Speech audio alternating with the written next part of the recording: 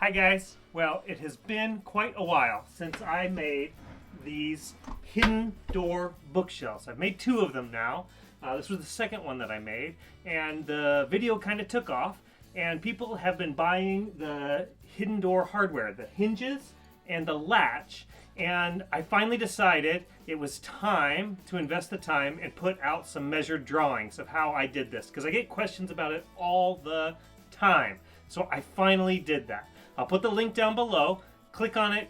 Go over there for just a little while. I'm just selling the plans at half price just to get them out there, and I'm looking for your feedback. So do it while you can. Otherwise, they're going to be a little fancier a little bit later on and twice as much money. I'm going to go over and show you the other one. Well, go ahead and click down below for all the links to where you can buy the measured drawings, the hinge, and the latch. And I'll see you next time. Please subscribe to the channel. If I have any updates, they'll be posted here.